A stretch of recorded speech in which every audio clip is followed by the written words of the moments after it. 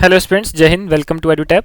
तो गाइज, जैसे कि आपको पता है कि आपका जो एग्ज़ाम है यूपीएससी ईपीएफओ एपीएफसी का एंड ईओ एओ एग्ज़ाम का, तो आपको पता है कि हमने आपके लिए जो है यानी कि एडुटैप ने जो है वो आपके लिए एक सीरीज स्टार्ट करी थी जिसमें हम आपके साथ डेली जो है 10 इंपॉर्टेंट एमसीक्यूज़ को डिस्कस करते हैं और हर रोज़ आपको अलग अलग सब्जेक्ट्स के जो है वो यहाँ पे क्वेश्चंस हम आपके साथ डिस्कस करते हैं जो कि आपके एग्ज़ाम के लिए बहुत ही ज़्यादा जरूरी रहते हैं। अब ये क्वेश्चन हम इस तरह से डिस्कस करते हैं कि आपका सिलेबस वाला पार्ट भी कंप्लीट हो जाए और आपको ये भी पता चल जाए कि आपके एग्जाम में क्वेश्चन किस तरह से आते हैं।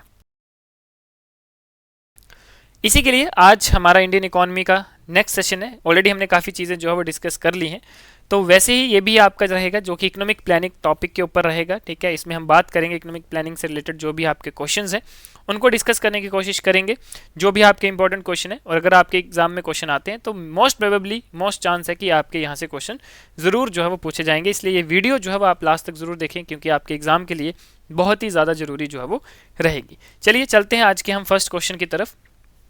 आज का हमारा फर्स्ट क्वेश्चन है, which of the following is not an objective of economic planning in India.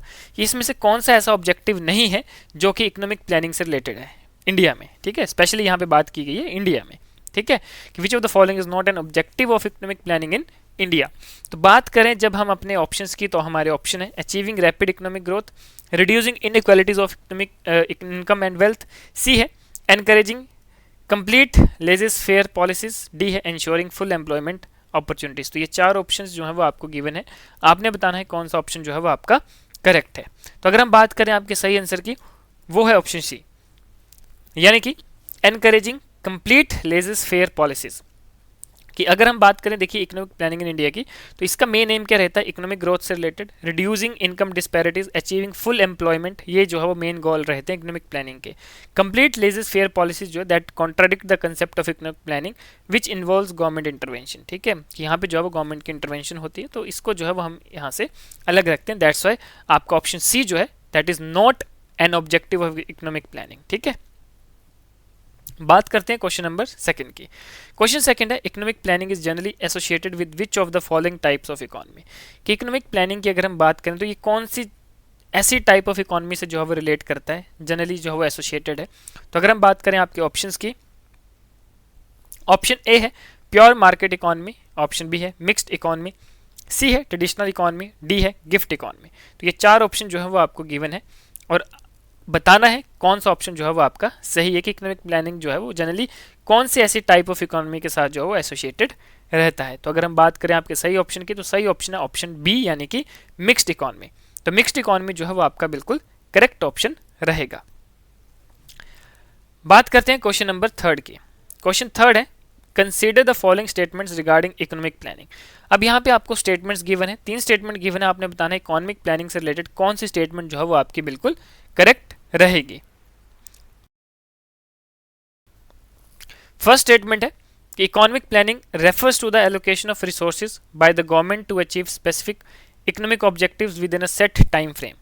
वहीं अगर हम सेकंड बात करें तो in a planned economy all production and distribution decisions are made by private entities without government intervention. Third है, economic planning aims to achieve goals such as economic growth, employment generation and social equity. ये तीन जो है वो आपकी statements given है, आपने बताना है कौन सी स्टेटमेंट जो है वो करेक्ट है। तो अगर हम बात करें आपके करेक्ट ऑप्शन की, तो वो है ऑप्शन बी, यानी कि फर्स्ट एंड थर्ड स्टेटमेंट जो है वो आपकी बिल्कुल करेक्ट रहेंगी। कि फर्स्ट स्टेटमेंट जो है दैट इज इकोनॉमिक प्लानिंग जो है that involve systematic resources allocation bye the government for target outcomes. ठीक है, कि इकोनॉमिक प्लानिंग में जो है वो सिस्टमैटिक रिसोर्सेज एलोकेशन जो है वो एलोकेट किए जाते हैं गवर्नमेंट की तरफ से, ताकि जो है वो हमें अपने टारगेटेड आउटकम्स जो है वो हमें मिले। सेकंड स्टेटमेंट आपकी इनकरेक्ट है क्योंकि प्लान्ड इकोनॉमी की अगर हम बात करें तो government plays a significant role in decision making not private entities. ठीक है, कि यहाँ पर जो है वो गवर्नमेंट का रोल सबसे ज़्यादा रहता है, ना कि किसी भी प्राइवेट एंटिटीज़ का। थर्ड अगर हम बात करें तो जो ऑब्जेक्टिव्स है इकोनॉमिक प्लानिंग के that include growth, reducing unemployment and promoting social welfare. कि अगर हम बात करें ऑब्जेक्टिव्स ऑफ इकोनॉमिक प्लानिंग की, तो इसमें जो है आपका कौन कौन सा रहता है, जैसे ऑलरेडी हमने डिस्कस करा कि ग्रोथ रहती है, अनएम्प्लॉयमेंट को कम करना और एम्प्लॉयमेंट को जो है वो बढ़ाना और सोशल वेलफेयर को जो है वो प्रमोट करना। बात करते हैं नेक्स्ट क्वेश्चन की। नेक्स्ट क्वेश्चन है which of the following best describes economic planning in the context of India. कि कौन सी ऐसी स्टेटमेंट है जो कि बहुत बढ़िया से जो है वो डिस्क्राइब कर रही है कि इकोनॉमिक प्लानिंग से related in the context of India. बात करते हैं आपके फर्स्ट ऑप्शन की। ऑप्शन ए है कि process of market driven allocation of resources with minimal state intervention. B है कि systematic strategy that used by the government to direct economic resources towards national objectives. C है a completely unregulated process where all economic decisions are made by individual firms and households. Option D है a process solely concerned with the distribution of wealth without considering production. तो ये चार option given है, आपने बताना है कौन सा जो है वो इन द कॉन्टेक्स्ट ऑफ इंडिया कौन सी स्टेटमेंट जो है वो आपकी करेक्ट है जो कि इकोनॉमिक प्लानिंग से रिलेटेड है। बात करें अगर हम आपके सही ऑप्शन की तो वो है ऑप्शन बी। ऑप्शन बी में जैसे कि इकोनॉमिक प्लानिंग इन इंडिया की अगर हम बात करें तो ये also involves government strategies for achieving specific economic targets, जैसे कि आपकी पॉवर्टी रिडक्शन होती है, चाहे वो आपकी इंडस्ट्रियल ग्रोथ है, चाहे वो रीजनल डेवलपमेंट में जो है वो बैलेंस बनाना है, but it is not purely market driven and requires state intervention. ठीक है, कि यहाँ पर जो है वो स्टेट इंटरवेंशन रहती है तो प्योरली जो है वो मार्केट ड्रिवन नहीं होती है। नाउ अगर हम बात करें अपने क्वेश्चन नंबर 5 की, यानी कि हम अपने नेक्स्ट क्वेश्चन की बात करें तो नेक्स्ट क्वेश्चन है consider the following statements about economic planning. अब यहाँ पे 3 अनदर स्टेटमेंट्स जो है वो गिवन है इकोनॉमिक प्लानिंग से रिलेटेड, तो यहाँ पे आपने बताना है कौन सी स्टेटमेंट जो है वो करेक्ट है। क्लियर? तो अब देखिए ये जो हमारा टॉपिक है इकोनॉमिक प्लानिंग से रिलेटेड और हम अलग अलग तरह से इकोनॉमिक प्लानिंग को जो वो समझने की कोशिश करेंगे, यही आपका सिलेबस में जो है वो आप पढ़ेंगे और यही आप क्वेश्चंस की तरफ जो है वो इसको पढ़ रहे हैं। तो आपके एग्जाम में आने की प्रोबेबिलिटी अगर इकोनॉमिक प्लानिंग से कोई क्वेश्चन आता है तो यहाँ से डेफिनेटली आपको जो है वो क्वेश्चन एक मिलेगा देखने को एग्जाम में। फर्स्ट स्टेटमेंट की बात करें, फर्स्ट स्टेटमेंट है economic planning in India that began with the first 5 year plan after independence. ठीक है, सेकंड स्टेटमेंट की बात करें तो जो मेन ऑब्जेक्टिव है इकोनॉमिक प्लानिंग का that ensure that private investment surpasses public investment. Third है कि economic planning that includes both short term and long term strategies for the development of various sectors. तो ये 3 स्टेटमेंट जो है वो आपको गिवन है, आपने बताना है कौन सी स्टेटमेंट जो है वो करेक्ट है। बात करें अगर आपके सही ऑप्शन की तो सही ऑप्शन है आपका ऑप्शन नंबर ए, यानी कि फर्स्ट एंड थर्ड स्टेटमेंट। तो देखिए फर्स्ट स्टेटमेंट आपकी बिल्कुल करेक्ट है कि जो फर्स्ट 5 ईयर प्लान था वो लॉन्च हुआ 1951 में, जिसका मेन क्या है कि marking the start of formal economic planning in India. यहाँ से जो है वो आपका एक फॉर्मल इकोनॉमिक प्लानिंग जो है वो इंडिया में शुरू हुई है, उसका एक बेंचमार्क जो है वो इसने सेट करा था फर्स्ट 5 ईयर प्लान ने। तो आपकी फर्स्ट स्टेटमेंट जो है वो बिल्कुल करेक्ट थी। सेकंड स्टेटमेंट आपकी इनकरेक्ट थी क्योंकि इकोनॉमिक प्लानिंग जो है that involves coordination of public and private investment. ठीक है, कि यहाँ पर जो है वो पब्लिक और प्राइवेट इन्वेस्टमेंट दोनों का जो है वो कोऑर्डिनेशन जो है वो इन्वॉल्व होता है, but does not am specifically कि जो प्राइवेट इन्वेस्टमेंट है वो पब्लिक इन्वेस्टमेंट से ही ज़्यादा होनी चाहिए। ठीक है, यहाँ पे दोनों का इक्वल रोल रहता है, तो ये कहीं भी स्पेसिफिक नहीं है कि आपकी प्राइवेट जो है वो एक्सीड करनी चाहिए पब्लिक इन्वेस्टमेंट से। क्लियर? दैट्स वाई आपकी स्टेटमेंट सेकंड जो थी वो इनकरेक्ट थी। थर्ड स्टेटमेंट आपकी करेक्ट थी क्योंकि planning includes strategies that address immediate needs and future development plans. तो इसलिए आपकी फर्स्ट एंड थर्ड स्टेटमेंट जो थी वो बिल्कुल करेक्ट रहती। बात करते हैं हम आपके नेक्स्ट क्वेश्चन यानी कि क्वेश्चन नंबर 6 की। क्वेश्चन 6 है which of the following was an important pre independence economic plan that propose state intervention for industrial growth. कौन सी जो है एक important pre independence economic plan है जो कि प्रपोज करता है state intervention for industrial growth. तो अब देखिए अगर हम बात करें आपके ऑप्शंस की तो ऑप्शन ए है गांधीयन प्लान, बी है बॉम्बे प्लान, सी है पीपल्स प्लान, डी है फर्स्ट 5 ईयर प्लान। तो यहाँ पर जो है वो 4 ऑप्शन जो है वो आपको गिवन है, तो आपने बताना है कौन सा ऑप्शन जो है वो आपका बिल्कुल करेक्ट रहेगा। तो अगर हम बात करें आपके बिल्कुल करेक्ट ऑप्शन की तो वो है ऑप्शन बी यानी कि बॉम्बे प्लान। कि जो बॉम्बे प्लान है that was created by a group of leading industrialist in 1944। कि जो भी उस टाइम के इंडस्ट्रियलिस्ट हुआ करते थे, लीडिंग इंडस्ट्रियलिस्ट हुआ करते थे, उनका जो ग्रुप है, ठीक है, उनके द्वारा जो है वो बॉम्बे प्लान बनाया गया था 1944 में। कई बार ये डेट्स भी जो है वो आपसे पूछ ली जाती है एग्जाम में, तो ये भी आपको जो है वो पता होने चाहिए। अब यहाँ पे देखिए बॉम्बे प्लान की अगर हम बात करें तो जितने भी अदर प्लान्स हैं वो आपने खुद जो है वो पढ़कर जाना है और उनकी प्रॉपर डेट्स जो है वो आपने याद कर जानी है और हर एक चीज़ आपको हमारे नोट्स में जो है वो मिलेगी। ठीक है, that advocating for significant state intervention in economic activities, ताकि इंडस्ट्रियल ग्रोथ और सोशल वेलफेयर जैसे हमारे टारगेट्स हैं उनको हम अचीव कर सकें। And it highlighted the need for plan development, ठीक है, इवन बिफोर इंडिपेंडेंस। ठीक है, कि ये हाईलाइट करता है कि हमें प्लान डेवलपमेंट की कितनी ज़रूरत है और किस तरह की ज़रूरत है इनफैक्ट हमें इंडिपेंडेंस से पहले की। ठीक है, कि जब भारत आज़ाद भी नहीं हुआ था उस टाइम भी जो है वो हमें ये लगता था, ये हाईलाइट करता है कि हमें किस तरह से जो है वो प्लान डेवलपमेंट जो है वो हमारी होनी चाहिए और एक प्रॉपर जो है वो डेवलपमेंट के उसमें जो है वो हमको चीज़ें फॉलोअप करनी चाहिए। बात करते हैं नेक्स्ट क्वेश्चन, क्वेश्चन नंबर 7 की। क्वेश्चन 7 है कि consider the following statements about economic planning before India's independence की कौन सी स्टेटमेंट जो है वो आपकी बिल्कुल करेक्ट रहेगी regarding the economic planning before India's independence की भारत के आज़ाद होने से पहले, ठीक है, कौन सी ऐसी स्टेटमेंट्स हैं जो कि आपकी बिल्कुल करेक्ट रहेंगी regarding the economic planning. First statement की बात करें तो idea of economic planning in India was first proposed by the Indian National Congress in the 1930s, ठीक है। सेकंड की बात करें the Bombay plan 1944 was an important document drafted by Indian industrialists advocating state led economic development, ठीक है। थर्ड है the people's plan 1945 that was proposed by M N Roy and focused on agricultural development without industrialisation. तो ये तीन statement जो है वो आपको गिवन है, ठीक है, कि भारत के आज़ाद होने से पहले इकोनॉमिक प्लानिंग के रिगार्डिंग जो तीन स्टेटमेंट्स हैं वो आपने बताना है कि कौन सी आपकी सही रहेगी। बात करते हैं आपके करेक्ट ऑप्शन की, तो वो है आपका ऑप्शन नंबर ए यानी कि first and second.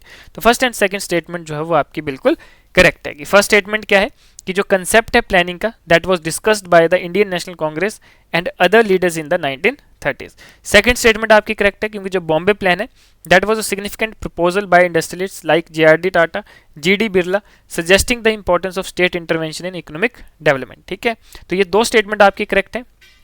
Third statement आपकी नहीं करेक्ट है क्योंकि जो पीपल प्लान है जो कि एम एन रॉय ने प्रपोज किया था that emphasized both agriculture and industrial development with the focus on socialist principles. कि ये जो आपका एम एन रॉय ने पीपल्स प्लान दिया था, यहाँ से देखिए आपका पीपल प्लान वाला जो कॉन्सेप्ट है वो भी क्लियर होता है कि ये मेनली किसके ऊपर फोकस था, ये एग्रीकल्चर के ऊपर तो फोकस था ही, लेकिन एग्रीकल्चर के साथ साथ ये इंडस्ट्रियल डेवलपमेंट के ऊपर भी जो था वो फोकस्ड था, ठीक है, with the focus on socialist principle. की सोशलिस्ट प्रिंसिपल्स के आधार पर जो है वो हमें फोकस कर एग्रीकल्चर और इंडस्ट्रियल दोनों में जो है वो डेवलप करनी है। बात करते हैं क्वेश्चन नंबर 8 की। क्वेश्चन 8 है consider the following plans proposed before India's independence. कि कौन सा प्लान जो है वो आपका भारत के आज़ाद होने से पहले जो है वो प्रपोज कर दिया गया था, ठीक है। तो ये आपके जो है वो तीन दिए हैं, विश्वेश्वरैया प्लान, बॉम्बे प्लान और गांधीयन प्लान। स्टेटमेंट्स की बात करें तो देखिए यहाँ पे बोला गया था विश्वेश्वरैया प्लान जो है that focus solely on agriculture development, ठीक है। Bombay plan was proposed by prominent Indian freedom fighters. Third है the Gandhian plan emphasize self sufficient village economies या फिर ऑल ऑफ द अबव। तो कौन सी स्टेटमेंट जो है वो आपकी करेक्ट है इन तीन प्लान्स के रिगार्डिंग। सही आंसर की बात करें अगर हम, वो है ऑप्शन नंबर सी कि जो गांधीयन प्लान है that emphasise self sufficient village economies, ठीक है। अब देखिए यहाँ पे अगर हम बात करें विश्वेश्वरैया प्लान कब आया था 1934 में, ठीक है, that is formulated by M Visvesvaraya जिसका मेन एम था रैपिड इंडस्ट्रियलाइजेशन। बॉम्बे प्लान की बात करें 1944 में आया था that proposed by leading industrialist not freedom fighter, ठीक है, क्योंकि ये जो है वो इंडस्ट्रियलिस्ट के द्वारा जो है वो प्रपोज किया गया था ना कि फ्रीडम फाइटर्स के द्वारा। गांधीयन प्लान 1944 में आया था जो कि प्रपोज किया गया था श्रीमन नारायण अग्रवाल के द्वारा that focused on self sufficient village economies based on Mahatma Gandhi principle. कि जो महात्मा गांधी के प्रिंसिपल्स थे उसके ऊपर जो था ये बेस्ड था, ठीक है, और इसका मेन फोकस क्या था, सेल्फ सफिशिएंट विलेज इकोनॉमीज। तो इसलिए जो है वो आपका ये थर्ड जो आपका ऑप्शन सी है वो करेक्ट है। बात करते हैं question number 9 and most important question आपका इकोनॉमिक थॉट के रिगार्डिंग, क्योंकि यहाँ पे बात की गई है कि consider the following statement about Dadabhai Naoroji contribution to economic thought. कि दादा भाई नौरोजी का क्या कंट्रीब्यूशन जो है वो रहा है इकोनॉमिक थॉट से रिगार्डिंग, ठीक है। तो Dadabhai Naoroji is known for his brain drain theory, यानी कि ड्रेन थ्योरी जो है वो आपकी दादा भाई नौरोजी के द्वारा दी गई है, जिसका मेन आर्ग्यूड क्या है कि एक significant portion of India's wealth was being transferred to Britain. जिसमें ये बताया गया था, जिसमें इन्होंने ये आर्ग्यू किया था कि जो एक पोर्शन ऑफ इंडियाज वेल्थ है, ठीक है, इंडियाज की जो वेल्थ है उसका कुछ एक पार्ट जो है वो ट्रांसफर किया जा रहा है ब्रिटेन को। सेकंड है in his book poverty and un British rule in India Naoroji detailed the adverse impacts of British colonial economic policies on India's economy and Naroji's economic analysis were focused solely on the agriculture sector without consideration for trade और taxation policies। तो ये तीन statement जो है वो आपकी दादा भाई नरोजी से रिलेटेड है कि इनकी क्या कंट्रीब्यूशन रहा है। तो आपने बताना है कौन सी स्टेटमेंट जो है वो आपकी बिल्कुल करेक्ट है। तो अगर हम बात करें आपके करेक्ट स्टेटमेंट की तो वो है ऑप्शन नंबर ए, यानी कि फर्स्ट एंड सेकंड स्टेटमेंट जो है वो आपकी बिल्कुल करेक्ट है। तो फर्स्ट स्टेटमेंट की अगर हम बात करें, देखिए तो दादा भाई नरोजीज हैं, इनकी जो ड्रेन थ्योरी है that highlighted how the British drained India's wealth by transferring economic resources to Britain without adequate returns। कि किस तरह से जो है ब्रिटिश जो है भारत का जो पैसा है, भारत की जो संपत्ति है उसको ब्रिटेन को जो है वो ट्रांसफर कर रहे हैं, ठीक है। तो इसमें ये ड्रेन थ्योरी में ये चीज़ें मेंशन की गई हैं।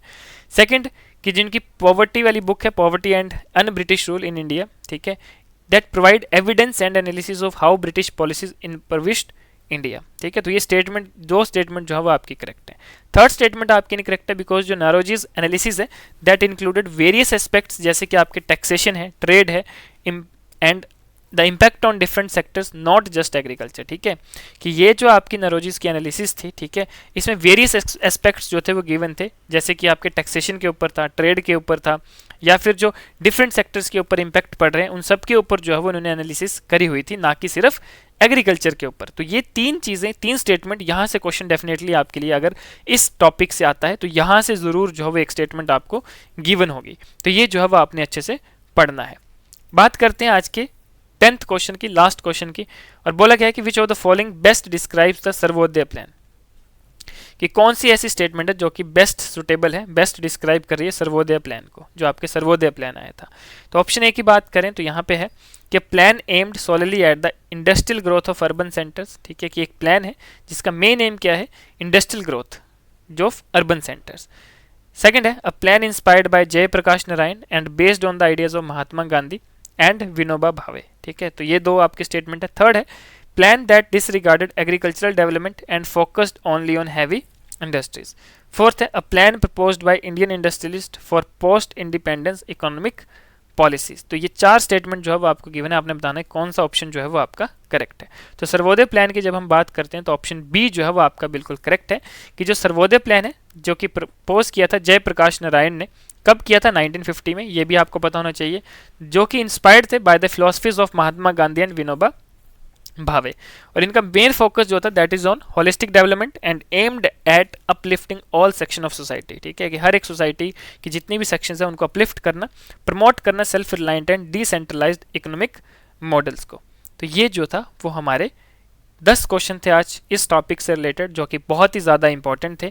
आपके एग्जाम में आने की प्रोबेबिलिटी जो है वो यहाँ से बहुत ज़्यादा है, तो आपको जो है वो ये पता होना चाहिए, आपने जो है वो इनको अच्छे से पढ़ना है। बाकी आप चाहते हैं कि सेशन जो है वो अलग अलग आपको हर रोज़ मिले, ठीक है, अलग अलग सब्जेक्ट्स के ऊपर अलग अलग टीचर्स के द्वारा अलग अलग इंपॉर्टेंट टॉपिक्स से रिलेटेड, तो आप हमारे चैनल को सब्सक्राइब करें, हमारे टेलीग्राम ग्रुप को जो है वो ज्वाइन कर सकते हैं, सो दैट हर एक सेशन की PDF जो है वो आप तक ज़रूर पहुँचे।